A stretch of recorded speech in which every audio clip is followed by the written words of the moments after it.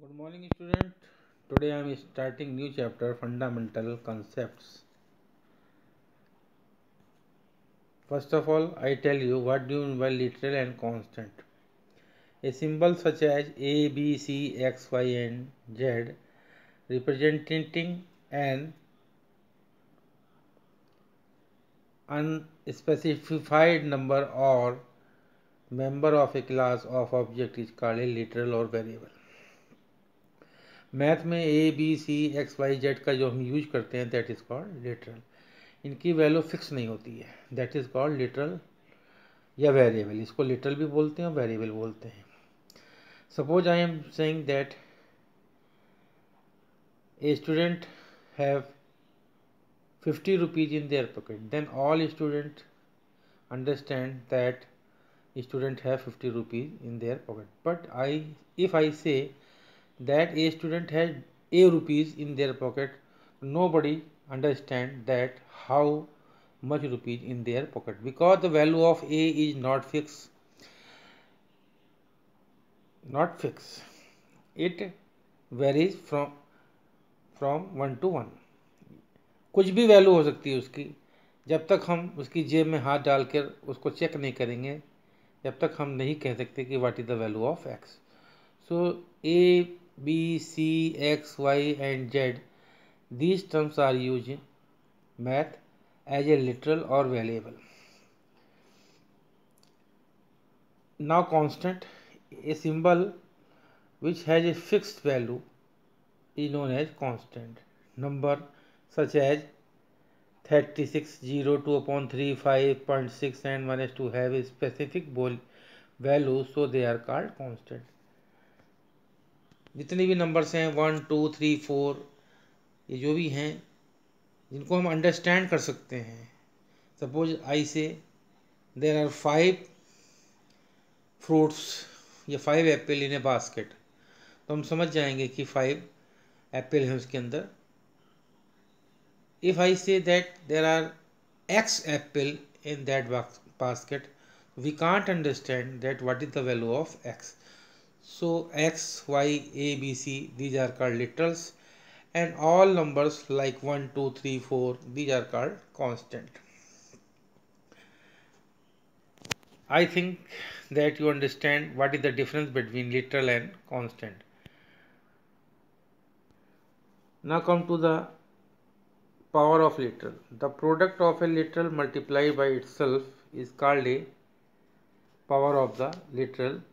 For example, x into x is equal to x square and x into x is equal to x to the power 3, where the literal itself is called the base of the power and the number of appearances of the literal in the product is called the index or exponent of the power.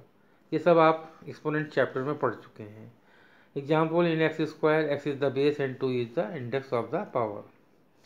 Similarly p into P into P into P is equal to P की power 5, तो so p base and 5 power. Now come to the algebraic expression. A collection of number and variable connected by one or more operation is called an algebraic expression, or simply an expression. Part of an expression connected by plus or minus sign are called terms of the expression. If a part has minus sign before it, the sign is included in the terms. Example, 3x minus 5y plus 6z has 3 terms. इसके अंदर 3 terms हैं. This is called algebraic expression. 3x minus 5y and 6z, इसके 3 terms हैं, 3x minus 5y and z. Now come to the factors and coefficient. The constant and variable that are multiplied together to form a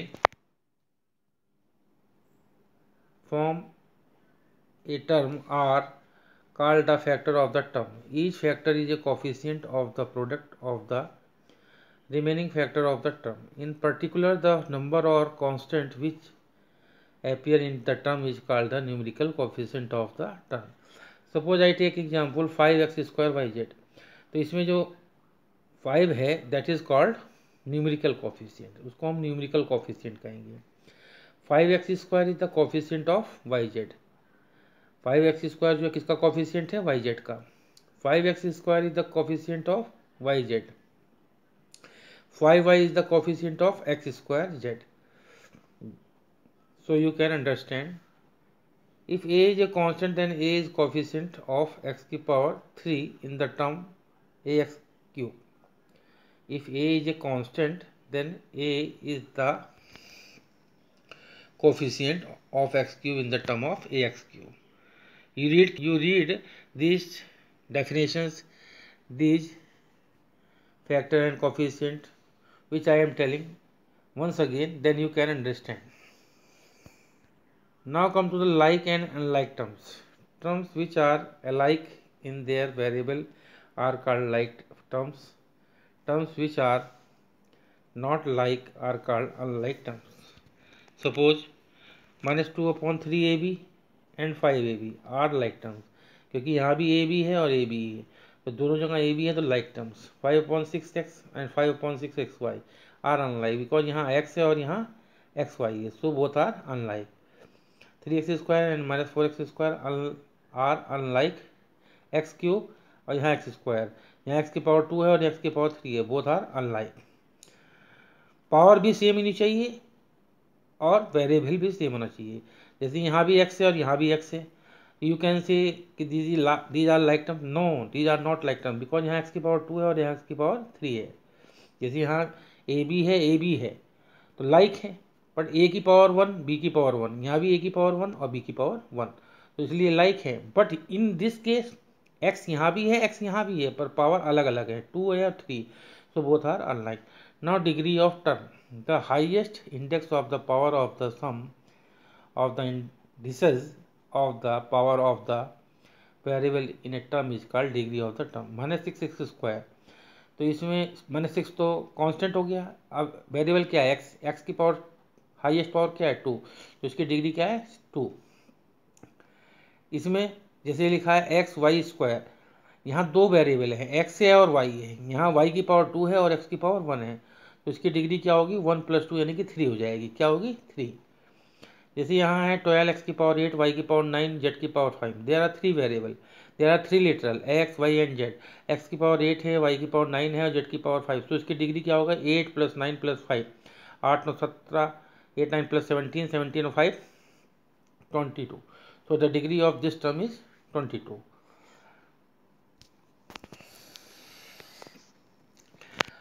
Polynomial in one variable, an algebraic expression is called a polynomial if it has finite number of terms which contain only one non-negative integral exponent of a variable. A polynomial in one variable, say x, contain only such a term as can be expressed in the form ax की power n, where a is a constant and n is a non-negative integer. In other words,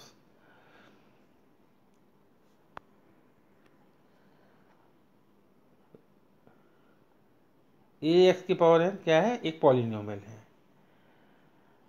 polynomial in x can not have terms such as 1/x, 1/x² and 1/x। किसी भी polynomial में 1/x, 1/x², 1/x³ नहीं होना चाहिए, क्योंकि अगर 1/x है, if I से टू यू दैट 1/x को आप क्या लिख सकते हैं, जैसे 1/x है, इसको दूसरे तरीके से आप क्या लिख सकते हैं, तो इसको आप लिख सकते हैं 1 × x की पावर -1। अगर हम इस x को ऊपर लाएंगे तो ये क्या हो जाएगा 1 × x की पावर -1। सिमिलरली जैसे ये है 1/x² को, तो लिख सकते हैं इसको 1 × x की पावर -2। तो किसी भी पॉलिनोमियल में वेरिएबल की पावर कभी भी निगेटिव नहीं होनी चाहिए, where n is a non negative integer. तो ax की पावर n, तो यहाँ x वेरिएबल है, तो x की पावर n पॉजिटिव है, तो ये वेरिएबल, ये पॉलिनोमियल है। बट सम केसेस में ऐसा, suppose -3x² + 4x + 2 is a polynomial, इसमें जितने भी वेरिएबल हैं उनमें किसी की पावर निगेटिव नहीं है, so this is called polynomial, इसको हम पॉलिनोमियल कहेंगे, -3x² + 4x + 2 को पॉलिनोमियल कहेंगे। But you see this expression x⁻2 + 2/x is not a polynomial, क्योंकि अगर इसको x को ऊपर भेजेंगे तो x⁻⁻1 हो जाएगा, सो ये जो है पॉलिनोमियल नहीं होगा। Now come to the exercise 1, identify the literal and constant. This is literal, this is constant, this is literal because 2 × x constant है और वेरिएबल है, पर मल्टीप्लाई हो रहा है तो ये क्या है, लिटरल है। This literal find the number of terms in each of the following expression. इसमें कितने नंबर ऑफ टर्म्स है, 1, इसमें 2, इसमें 1 है, 11y है, पर इनके बीच में मल्टीप्लाई है तो इसलिए 1 है, y/11 ये भी 1 है, इसमें 3 है, 1 2 3, इसमें 3 है, इसमें 4 है, 1 2 3 4, there are 4 terms. Identify the monomial, binomial and trinomial.